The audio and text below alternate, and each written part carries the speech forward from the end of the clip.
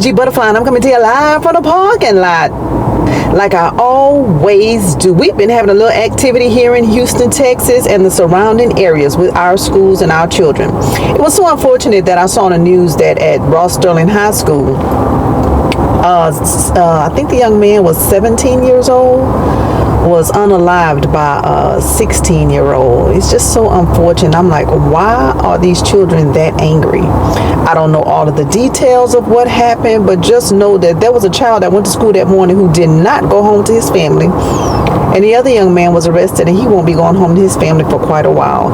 And it's so unfortunate because one young man lost his life, and the other young man has lost his life. And so both families need prayer, but I say it's so sad that this is happening.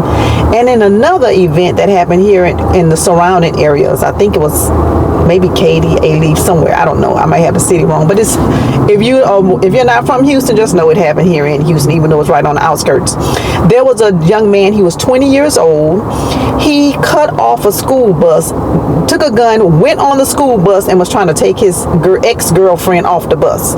I think the young lady was 17 years old, but he's wielding a gun on a school bus, trying to get his ex-girlfriend off, and he's 20 years old. I say, oh my God. So obviously he knew the route of the school bus. He knew when it would be stopping, and he cut the bus off. Now, he could have had a wreck. The school bus could have rammed into his car and hurt the children that were on the bus. But then he gonna go on the bus and traumatize every child on the bus because he's trying to pull his ex-girlfriend off. I say, Lord, have mercy. It's a sad day. It is a sad day. As a parent, what do you think about this young man, 20 years old, going on there trying to pull off the young lady that's 17? Obviously, and they arrested him, so that was a good thing. I think he's still incarcerated with no bond. But what do you think about that? I mean, obviously, that's a possession thing. He looks at her as a possession and didn't want to let her go.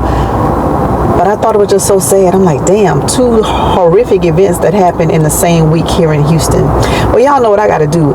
Get in the building and go make the donuts. And if you're interested in these stories, just Google Houston School District, the two events I said. I'm quite sure the whole story will come up. You know, Google tells you everything. But let me get off here. I got to go make the donuts. It's Friday, y'all, and I'll talk to you later. Bye.